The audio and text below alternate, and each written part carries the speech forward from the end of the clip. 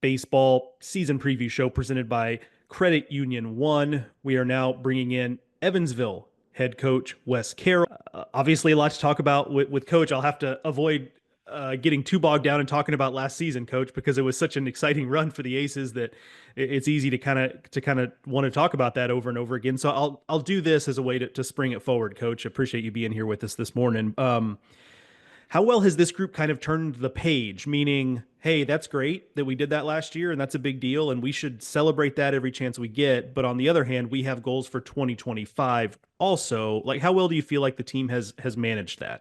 Yeah, it's a great question. We have a lot of returning players, and I mainly want to focus on the seniors. I think the seniors is who we want to play hard for and really compete for. We've had a wave of just excitement within our program over the past 8 to 9 months, just with all of our alumni reconnecting our community. Just an unbelievable run. But you're right, we kind of need to start looking out the windshield in front of us instead of that rear view, and get ourselves prepared. We have a lot of talent back on this roster that we're ready to compete and represent the Missouri Valley Conference once again. I have to imagine with what you have back on the mound, you feel pretty good about, at least on paper, what you bring back on the core there.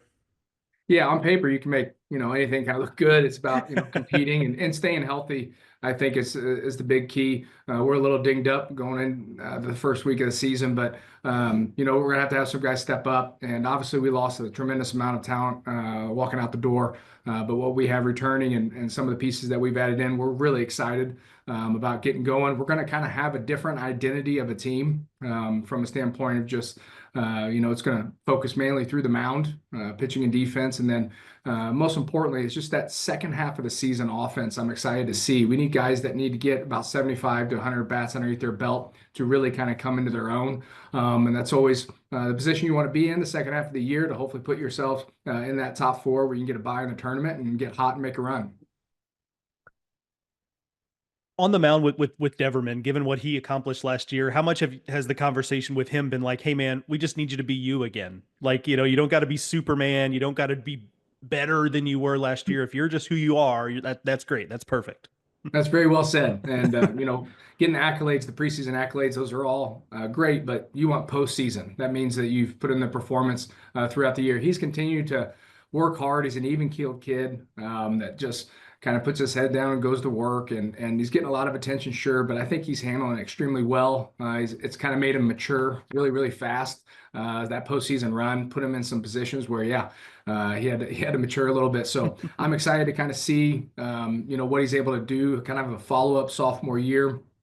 Just a 24-month plan for him is real exciting as he's really diving in the weight room and doing certain things. But also, return of Max Hansman, who's been absolutely electric throughout the preseason. Him kind of being injected into the starting rotation. I feel like we're going to have a good 1-2 punch with those two. Do you have a feel for what the identity of this lineup is going to be? Obviously, you lose some physicality from last season. So what do you feel like this lineup is going to do well? Yeah, we're going to lose a lot of juice, a lot of, slugging percentage, but I feel like we have a collective group that on-base percentage is going to be there, and it's going to be a more athletic offensive lineup as far as I think we're going to be able to run more. We're going to be able to hit and run more, not so much wait for that 3-run home run that we had the last 2 years. So just finding different ways to kind of apply pressure with the barrel and with our feet. I think that's the kind of position we're going to be in. It's probably going to be one of those years where we play 56 games. We might have 56 different lineups, just trying to really shift some things around and try to put people in position of success. So once again, the top of the lineup with what we're going to have back with Harrison Tauber, Cal McGinnis, Ty Rumsey, just those three. And then the emergence of, Brody Pert kind of getting those first 75 to 100 bats underneath his belt. And then having Evan Wagner back from injury last year is going to be a big lift as well behind the plate and also in the middle of our lineup. So it's going to be a formidable lineup. We're going to kind of have to shift some things around the first couple of weeks to kind of see what really fits. It's not only been exciting times in terms of results for your program, but also at your home field, the renovations. You hosted the MVC tournament. That was a huge deal. You've also broken ground on the Freeland clubhouse, courtesy, largely due to a donation with Kyle and Ashley Freeland.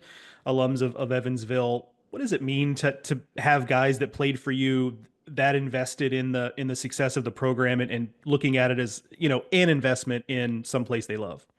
Yeah, there's no better feeling as a coach whenever you have a former player give back on any different level. It's just there's a lot of meaning behind it. That means the student athlete experience was special to them and that they want that for the future student athletes in our program. And what Kyle and Ashley did stepping up in that scale is definitely emotional for myself. I bleed purple. I'm from here. I played here. And to have a former player give back. And it's just how the community has really come together with this project as well. We've raised additional funds to make sure that it's a first-class overall facility. And so having them back in town was really special and unique. And then, we keep having these moments as a program, and the timing couldn't be more perfect for us. Coach, one more big congratulations on everything last season. Also looking forward to seeing what your team does on the field here in 2025. Thanks for joining us this morning. I really appreciate you having me on. All right, Coach, see ya.